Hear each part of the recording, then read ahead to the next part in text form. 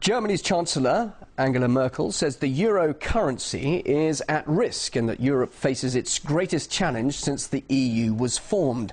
It comes as stock markets in Europe and Asia tumbled on the surprise news that Berlin was banning types of short selling, where investors profit by betting that shares will drop in value. The euro is under pressure after nations using it to pull together to bail out Greece, which is struggling under a massive debt, and from strikes that are bringing the country to a halt. And many say the aid package came too late and that the crisis in Athens may be a prelude to the currency crumbling. Well, to get more perspective on this, I'm joined by author and economic researcher William Engdahl, who's in Frankfurt. Thanks very much indeed for joining us. Also the author of his latest book, Gods of Money, Wall Street and the Death of the American Century. Tell us first, if the head of Germany, which is of course the largest economy in the Eurozone, has said the currency faces its greatest challenge to date, are we actually seeing the beginning of the end of the euro here, do you think? I don't know yet if it's the beginning of the end of the euro. It is the greatest challenge since 1999 when the euro was created.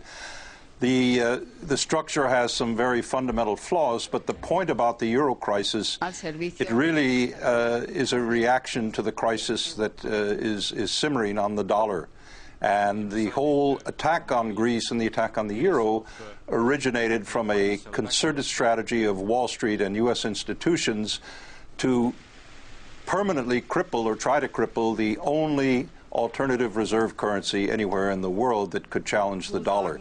And if the dollar as reserve currency goes, the U.S. hegemony goes with it worldwide. So this is a big stakes game, and Wall Street, the U.S. rating agencies, Chairman Bernanke of the Fed, Paul Volcker, Obama advisor, they're all singing the same tune. They're all in an orchestrated financial warfare against the euro to cripple it, not to kill it. But just some might say, if the euro's in crisis, wouldn't the dollar actually benefit from this?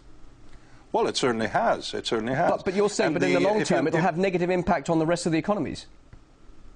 Well, right now the impact of the weaker euro on the Euroland economies is a great boost. The German exports are booming right now in relative terms compared to what they were a year ago. So a cheaper euro actually helps euro-denominated exports against the dollar rival countries in Asia and so forth. But over the long term, the idea, I think, behind the comments of Bernanke and the rating agencies and so forth is to create this uncertainty, this permanent uncertainty about the euro as a store of value. And so far they've managed to do a significant bit of that, but I think European politicians and financial institutions, central banks and the ECB, are coming around to the idea this is not a benign crisis that's going to walk away. This is something that's going to require substantial European steps to control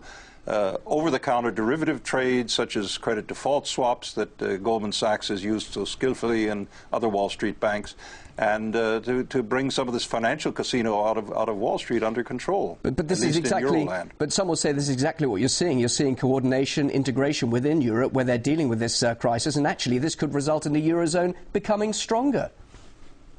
Well, that's a little bit premature to say, but I think the political will is there at the top in Euroland to do what's necessary to save the structure, and I think 6 months from today we may well be looking at a dollar crisis and wondering how we ever thought the euro was the weak link in the chain.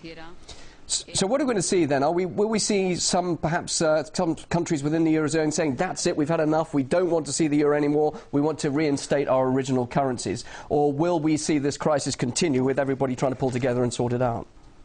Well, it's not to be ruled out that weak countries like Greece, which really, according to Maastricht criteria, never belonged in the euro in the first place. I think they were pushing and kicking their way in through fraudulent derivative deals that Goldman Sachs helped them arrange behind the curtains, and that's what precipitated the crisis.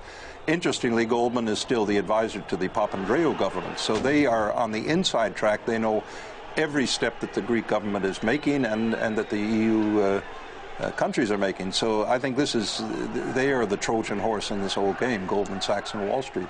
And of course, not just the economic and financial implications, well, the economic and political implications, we're also showing pictures of social unrest as well, which is another area we hadn't touched on in this particular chat. But thanks very much indeed for your time. Author and economic researcher William Engdahl, and author of Gods of Money, Wall Street and the Death of the American Century, joining us live in Frankfurt. We appreciate your time. Thank you. Thank you.